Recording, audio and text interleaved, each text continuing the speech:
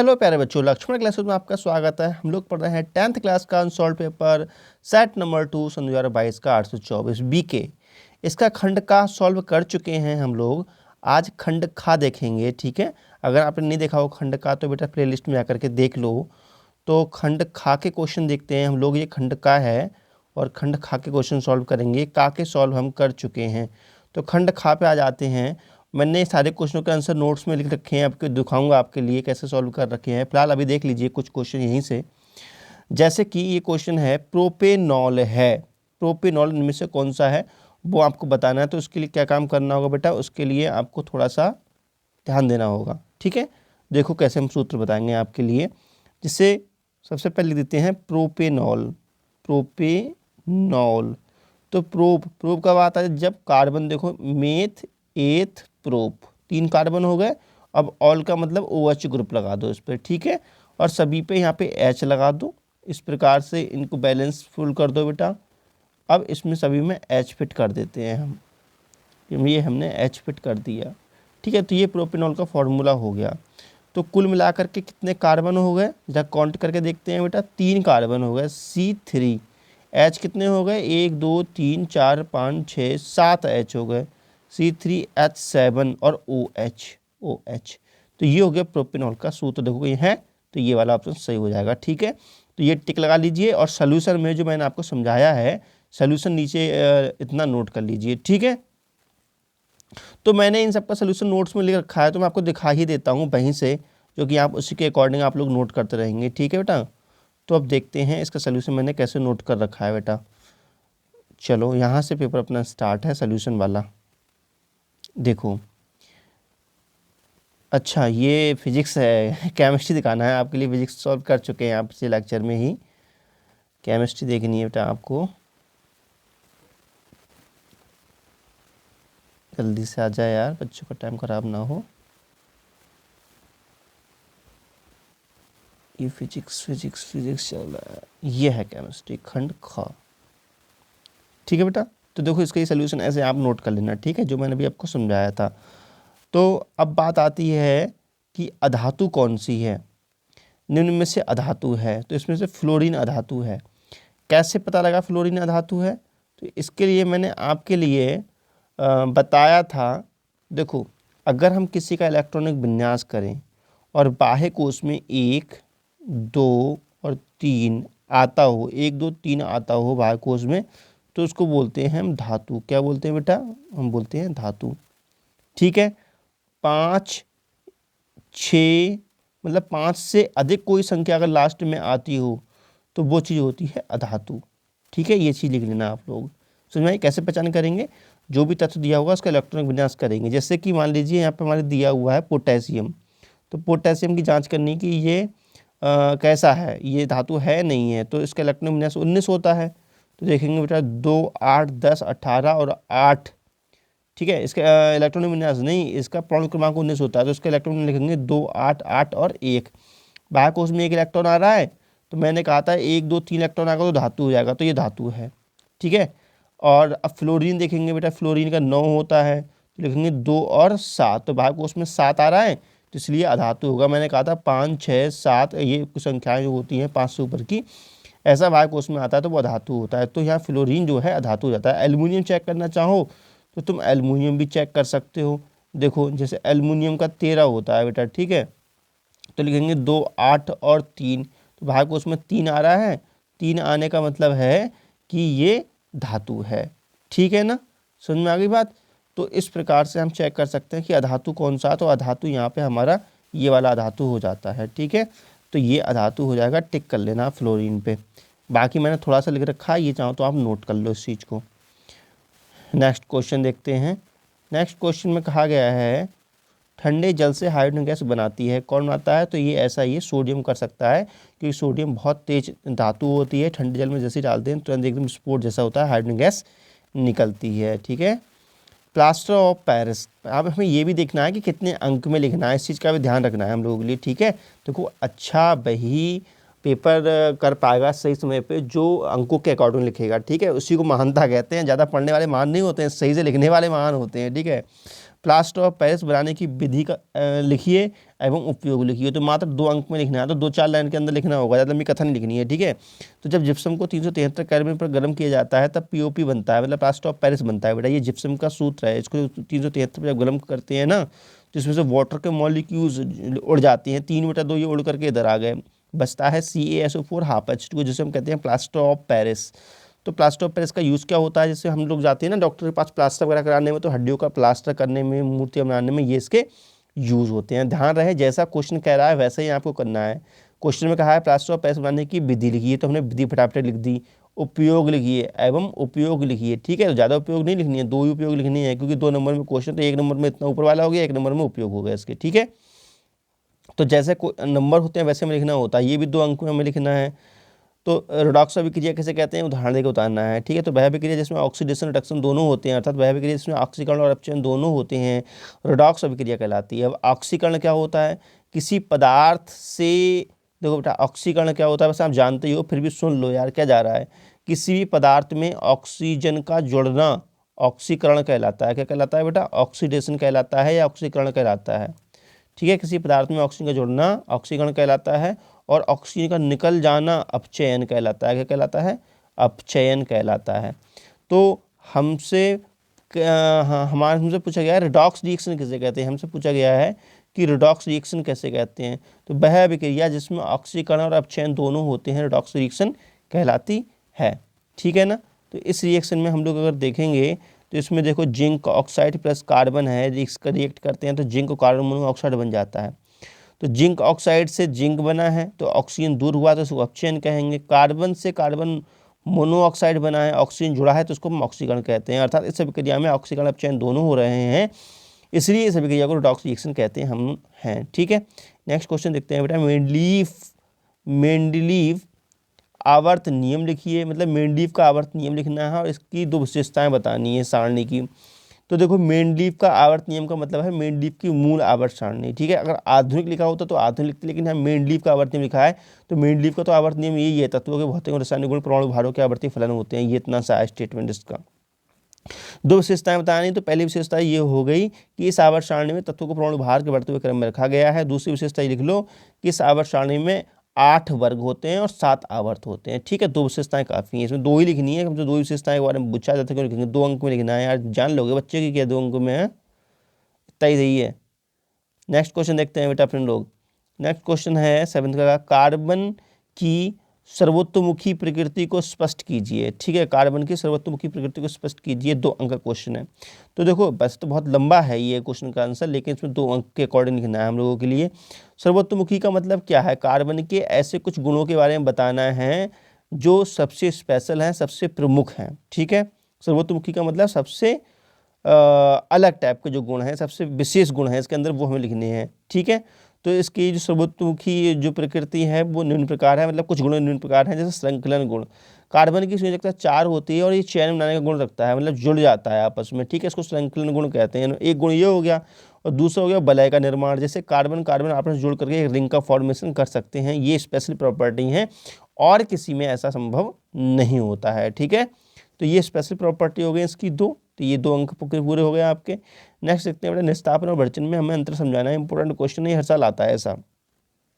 तो जब sulphide gas को बिना पिघलाए वायु की उपस्थिति में गर्म किया जाता है तो उसे भर्जन कहते हैं। ट्रिक याद कर लो, भर्जन फॉर भरपूर मात्रा में गर्म करना, मतलब भरपूर ऑक्सीजन के साथ गर्म करना।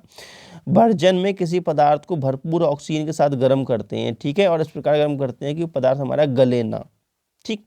जबकि कार्बोनेट गैस को बिना पिघलाए वायु की उपस्थिति में गर्म करना ही यहाँ निस्थापन कहलाता है। तो निस्थापन में नी फॉर नहीं, इसमें वायु नहीं होगी, देखो यहाँ वायु नहीं हमने लिया गर्म करने के लिए, डायरेक्टली जिंक कार्बोनेट को गर्म कर रहे हैं तो जिंक ऑक्साइड और ये प्राप्त हुआ, तो ये निस्थापन हो गया, ठीक है। तो ये अंतर नोट कर लीजिए आप लोग।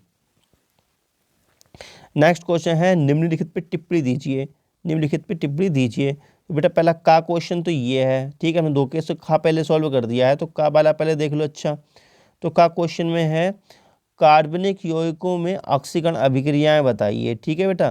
तो जब किसी कार्बनिक यौगिक में ऑक्सीजन जुड़ता है या हाइड्रोजन निकलता है, फिर ध्यान समझेंगे, जब किसी कार्बनिक यौगिक में ऑक्सीजन जुड़ता है या हाइड्रोजन निकलता है तब इस प्रक्रिया को हम क्या कहते हैं, कार्बनिक यौगिकों में ऑक्सीकरण अभिक्रिया कहते हैं। जैसे यहाँ पर देखेंगे CH3CH2OH ये एथेनॉल है और एथेनॉल का ऑक्सीडेशन हुआ है, अर्थात हम जब KMnO4 से रिएक्शन कराते हैं तो इसका ऑक्सीडेशन हो जाता है। ठीक है, ऑक्सीडेशन को प्रदर्शित करने के लिए हम क्या काम करते हैं बेटा, एक ऑक्सीजन बनाते हैं, बड़े ब्रैकेट में बंद कर देते हैं प्लस करके, तो इसका मतलब हो रहा है, इसका मतलब यह है कि CH3CH2OH मतलब एथेनॉल का ऑक्सीडेशन हमें करना है। ये क्या चीज़ प्रेजेंट करता है कि हमें इसका ऑक्सीडेशन करना है। तो इसका जो ऑक्सीडेशन होता है तो क्या होता है, यहाँ से H2 रिमूव हो जाते हैं, H2O बाहर निकल जाता है। इसका मतलब क्या हुआ, यहाँ से 2 हाइड्रोजन निकल गए बेटा। क्या हुआ, 2 हाइड्रोजन निकल गया, लेकिन यहाँ पे एक ऑक्सीजन है, एक ऑक्सीजन बना रहता है, ऑक्सीजन में कोई दिक्कत नहीं आई है। 2 हाइड्रोजन निकल गए और हाइड्रोजन का निकलना अथवा मतलब हाइड्रोजन का निकलना क्या कहलाता है, ऑक्सीकरण कहलाता है। तो इसका बेटा ऑक्सीडेशन हो गया, देखो CH3CHO ऑक्सीकरण हो गया। और देखेंगे बेटा एथेनॉल है, एथेनॉल में ऑक्सीजन जुड़ा है तो ये बन गया CH3COH, ये भी ऑक्सीडेशन हो गया। तो हमसे ऑक्सीजन पूछा था कार्बनिक यौगिकों में, तो हमने वो समझा दिया। ठीक है, तो यहाँ पे आपका जो क्वेश्चन का आंसर है वो कंप्लीट हो जाता है। अब देखते हैं खा वाला क्वेश्चन। खा ये है, सजातीय श्रेणी से आप क्या समझते हैं। तो जब समान क्रियात्मक समूह वाले कार्बनिक यौगिकों को परमाणु भार के बढ़ते हुए क्रम में रखते हैं तब श्रेणी प्राप्त होती है, सजातीय श्रेणी कहते हैं। तो यहाँ देखेंगे CH3OH, ठीक है, यहाँ CH3CH2OH जो समान क्रियात्मक समूह है, देखो OH OH OH OH ये सब समान क्रियात्मक समूह हैं, लेकिन कार्बन की संख्या बढ़ने से कार्बन का परमाणु भार बढ़ता जा रहा है। देखो यहाँ पे 1 कार्बन है, यहाँ 2 कार्बन है, यहाँ 3 कार्बन है, यहाँ 4 कार्बन है। तो इस प्रकार समान क्रियात्मक समूह वाले कार्बनिक यौगिकों को जो परमाणु भार के बढ़ते हुए क्रम में रखा जाता है तो उससे एक श्रेणी प्राप्त होती है जिसे हम सजातीय श्रेणी कहते हैं। इसको हम इस प्रकार भी लिख सकते हैं बेटा, देखो CH3OH को हम लिख सकते हैं C1H3OH, यहाँ पे CH3CH2 को हम लिख सकते हैं C2H5OH। तो इस चीज़ को हम ऐसे भी लिख सकते हैं, तो ये भी ठीक है और ये भी ठीक है, दोनों चीज़ें ठीक है, कैसे भी लिख सकते हो आप। ठीक है, अब देखते हैं बेटा गा वाला क्वेश्चन। गा वाला क्वेश्चन है, अच्छा मैं एक बात आपको समझाऊंगा ना, मैंने अभी आपको बहुत तेज समझा रहा हूँ आप लोगों को, ठीक है, और आपको ये चीज़ ना बहुत सहूलियत से समझना हो, अच्छे से समझना हो बेटा, तो प्लेलिस्ट में आके देख लेना। एक एक चीज़ की मैं अभी बता दूंगा प्लेलिस्ट में कैसे देखना है सजातीय श्रेणी वगैरह। फिलहाल ये तो समझ में आ गया होगा, लेकिन अगला टॉपिक जो है ना, जैसे ये टॉपिक है निर्मलीकरण साबुन का, ये वाला ये टॉपिक बेटा समझ में तुम्हारा अच्छे से यहाँ नहीं आएगा, ये आप वीडियो में देख लेना, मैं अभी आपको बताऊंगा कैसे वीडियो में देखना है। ठीक है, फिलहाल यहाँ समझाने की कोशिश करूँगा, लेकिन बेटा शॉर्ट में समझाऊंगा यहाँ पर, क्योंकि 2 अंक में समझाना है, 3 अंक में, लेकिन वीडियो में विस्तार समझाया मैंने लॉन्ग में। ठीक है, साबुन तथा अपमार्जक की निर्मलन क्रिया, साबुन तथा अपमार्जक की निर्मलन क्रिया कैसे होती है। देखो बेटा साबुन का सूत्र होता है RCOONA, ठीक है, तो इसको हम लिख सकते हैं RCO नेगेटिव Na+। तो अगर इसके हम स्ट्रक्चर बनाना चाहें तो इसकी स्ट्रक्चर बनाते हैं, जो R होता है बेटा इसकी पुच्छ बनाते हैं, ये पुच्छ हो गई, और जो COO होता है इसका हेड बनाते हैं, सिर हो गया, और Na जो है वो साइड से लगा रहता है। तो ये साबुन के एक अणु की स्ट्रक्चर है। होता क्या है कि साबुन की जो पुच्छ होती है गंदगी से नहीं होती है, गंदगी से प्यार करती है, गंदगी में घुलना मिलना चाहती है, जबकि जो ये हेड होता है ये द्रव से प्यार करता है, द्रव स्नेही होता है। तो जब हम किसी गंदगी में बेटा साबुन का अणु डालते हैं तो साबुन का अणु क्या काम करता है, जैसे ये गंदगी है, ठीक है, अब जैसे ही इसमें साबुन का अणु डालेंगे तो होगा क्या, देखो जैसे मैंने आपसे कहा कि बेटा यहाँ पे मान लीजिए ये गंदगी का टुकड़ा है, ग्रीस का टुकड़ा है, ठीक है, अब हम क्या करते हैं इसमें साबुन के अणु डालते हैं, जैसे साबुन के अणु डालते हैं तो साबुन की जो अणु की पुच्छ होती है वो उसमें फंस जाती है इस प्रकार से, ठीक है, और साबुन की जो हेड होता है वो बाहर साइड में पानी में रहता है, ये जल भरा हुआ है तब पानी में रहता है। तो ये जो स्ट्रक्चर प्राप्त होती है इसको हम बोलते हैं मिसाइल, क्या बोलते हैं, मिसाइल कहते हैं। और होता है क्या, जब कार्बन की चैन इनमें फंस जाती है ना तो ये मैल का टुकड़ा टूट जाता है, मैल का टुकड़ा नीचे गिरता है और इस प्रकार मैल जो है वो दूर हो जाता है हमारे कपड़ों से। ठीक है, तो इस प्रकार से मैंने आपके लिए साबुन कैसे सफाई करता है वो मैंने समझा दिया है, बाकी मैंने नीचे लिख भी दिया है। साबुन एक अणु का सूत्र होता है RCOONA। इसकी संरचना अगर दिखाई गई है, इसकी संरचना जो है ऊपर दिखाई गई है, जिसमें पुच्छ गंदगी स्नेही होती है और हेड जो होता है वो द्रव स्नेही होता है बेटा। ठीक है, और वैसे मैं आपको शॉर्टकट में समझा रहा हूँ, लॉन्ग कट में जो है मैं बता दूंगा वीडियो में ये कैसे देखना है, अभी प्लेस दिखा दूंगा बेटा कैसे निकालते हैं। ठीक है, तो क्या है, जब साबुन को पानी में सफाई के लिए यूज़ करते हैं तब इसकी जो पुच्छ होती है गंदगी में फंस जाती है और इस प्रकार जो है मैल टूट जाता है और हमारे कपड़े साफ़ हो जाते हैं। शॉर्ट में लिखा है मैंने बिल्कुल। ठीक है, अब नेक्स्ट क्वेश्चन है अथवा वाला, इसका है एथेनॉल। एथेनॉल की 4 रासायनिक अभिक्रियाओं के समीकरण लिखने हैं। तो मात्र 4 रिएक्शंस के समीकरण लिखने हैं, हिंदी बिंदी नहीं लिखनी है, इसमें शॉर्ट में लिखना है, ठीक है। जैसा क्वेश्चन कहा जाए वैसा करना, ध्यान रखना है। इसके 3 उपयोग भी बताने हैं आपको, तो फटाफट देख देते हैं कि इसके 3 सारे समीकरण कैसे लिखेंगे। तो सोडियम के साथ अभिक्रिया, एथेनॉल की सोडियम के साथ अभिक्रिया करा दो बेटा। तो देखो जब एथेनॉल है C2H5OH, ये है एथेनॉल। एथेनॉल की सोडियम से क्रिया कराएंगे तो ये बनता है सोडियम एथॉक्साइड, ठीक है, ये चाहिए रहा। ये एस्टरीकरण रहा, C2H5OH की क्रिया हम एसिटिक एसिड से कराते हैं तब हमें एस्टर प्राप्त होता है। मोस्ट इंपोर्टेंट है एस्टरीकरण, रट्टा कर लो बेटा, इसको पेपर में आना ही आना है, हर साल आता है एस्टरीकरण क्या होता है, ठीक है। 2 रिएक्शन हो गए। तीसरी रिएक्शन है निर्जलीकरण। निर्जलीकरण का मतलब होता है जल को दूर करना, जिसके जल के अणु को दूर करना। C2H5OH है, अब क्या काम करना है बेटा, इसमें जब हम H2SO4 डाल देते हैं, शांत H2SO4, तो इससे जल के अणु दूर हो जाते हैं, ठीक है। ध्यान रखें, जो शांत H2SO4 तभी डालना होता है जब हम किसी कंपाउंड से जल को निकालना हो, तो इससे हमें जल के अणु दूर करना है, तो हम C2H5 में कंसनट्रेट H2SO4 डाल देते हैं, तो H2 निकल जाता है। तो बचेगा क्या यहाँ पे बेटा, C2H4 बचेगा, या CH2 बचेगा, इसको हम एथीन कहते हैं। 3 रिएक्शन होगी। चौथी रिएक्शन जो है ऑक्सीकरण है, C2H5CH2OH है।